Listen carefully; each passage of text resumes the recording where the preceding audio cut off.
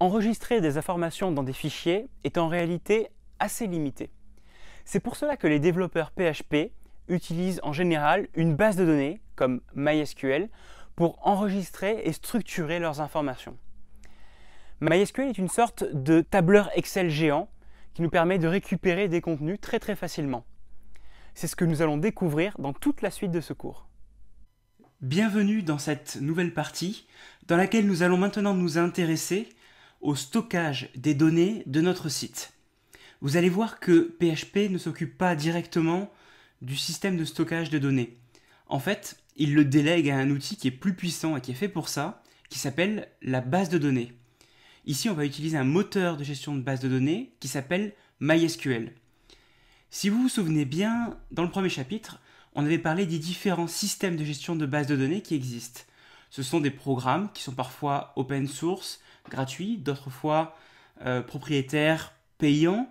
Et il y a vraiment de tout, ce sont vraiment des programmes spécialisés, un peu comme des sortes de super tableurs Excel, mais vraiment dédiés aux développeurs, souvent utilisés pour stocker des informations de sites web. Celui que nous allons utiliser, c'est donc MySQL, un des plus célèbres, et qui en plus a l'avantage d'être gratuit pour nous. Mais il faut savoir qu'il en existe d'autres, PostgreSQL notamment, qui est open source et gratuit. Oracle, qui peut se révéler assez cher et qui est le plus gros, le plus puissant et utilisé par les principales banques dans le monde notamment. Microsoft SQL Server, qui est utilisé par ceux qui font des sites web avec les outils de Microsoft, ou encore SQLite, qui est une toute petite base de données. Le principe qu'il faut retenir, c'est que PHP sert de jonction entre vous et MySQL. Vous n'allez jamais vraiment directement discuter en fait avec MySQL. Donc ce schéma vous présente en quelques petits dessins juste comment les informations vont circuler quand un visiteur va faire appel à un site en PHP qui utilise MySQL. Vous allez voir que le client, donc votre visiteur, demande au serveur « Tiens, donne-moi le contenu de cette page ». Le serveur, lui, va faire appel au programme PHP qu'il a installé sur sa machine et il dit « Ok, PHP, occupe-toi, c'est pour toi, c'est à toi de me générer la page que le visiteur m'a demandé ». Et là, comme PHP voit qu'il a besoin d'informations stockées dans des bases de données, il va à son tour appeler MySQL, d'où l'étape 2, en lui envoyant une requête. Une requête qui s'écrit en fait dans un langage spécial, le langage SQL. MySQL va récupérer l'information dans ses bases de données, et va la ressortir et la renvoyer, vous voyez c'est l'étape 3, à PHP. PHP récupère cette information, par exemple il vient de récupérer la liste des visiteurs du site, il peut maintenant la renvoyer et le serveur renvoie la page avec le contenu de la liste des visiteurs du site par exemple. Voilà un peu le schéma qu'il faut comprendre et retenir, parce que quand on va travailler avec MySQL, c'est comme ça que ça va se passer. Pour vous donner une petite idée de ce fameux langage de requête SQL dont je vous ai parlé, il peut ressembler à ceci. Ça, c'est une requête SQL. Vous voyez, en majuscule et en gras, ce sont les mots-clés du langage. Et en minuscule, en fait, j'ai mis les noms des tables et les noms des champs, c'est-à-dire des zones de stockage de la base de données. Alors ici, c'est une requête encore très simple, en fait, qui par exemple permettrait de récupérer les messages qui ont été postés récemment sur le livre d'or du site. Et ces messages seront triés, vous voyez, d'où le order by, par date de message décroissante, d'où le desk. Alors vous inquiétez pas, je vais vous expliquer comment ça fonctionne bien sûr ce langage SQL.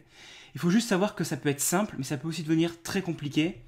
Là je vous en donne une encore un peu plus complexe, mais on peut faire toujours beaucoup plus complexe, pour vous dire qu'en fait c'est un langage qu'on peut commencer à appréhender très vite, mais qui peut parfois se révéler assez complexe quand on mélange des informations stockées à différents endroits, qu'on fait des calculs dessus, on peut vraiment tout faire. On peut stocker des informations, les modifier, les supprimer, les récupérer en les triant, en les filtrant et beaucoup d'autres choses comme ça.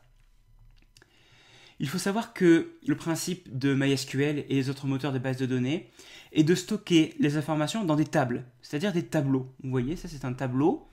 Il stocke par exemple la liste des visiteurs de mon site avec un numéro. Chaque visiteur a son numéro. On l'appelle souvent ID d'ailleurs quand on fait des bases de données.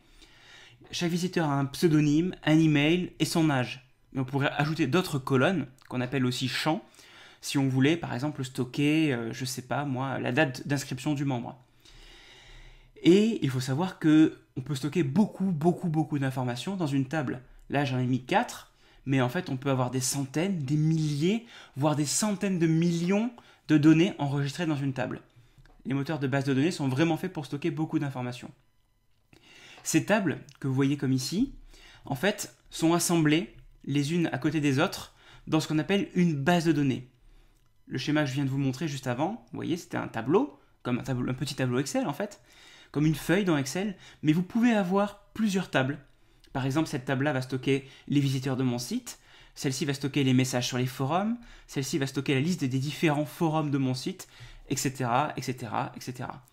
Et toutes ces tables, elles peuvent être regroupées dans une base de données. Il faut savoir qu'on peut même, si on veut, créer plusieurs bases de données. Là, j'en ai montré qu'une seule, mais on peut très bien avoir 2 ou 3 bases de données, même si ce n'est pas forcément très courant. En fait, les bases de données vont servir un petit peu, si vous voulez, de dossier de stockage des tables. Voilà un petit peu la structure qu'il faut retenir des bases de données. Il y a un petit peu de vocabulaire, évidemment. Il y a la base, qui correspondrait un petit peu au dossier, la table, qui correspond en fait à un tableau de stockage de données, les colonnes, qui sont appelées aussi des champs, et les entrées, qui sont les lignes de chacun des éléments du tableau.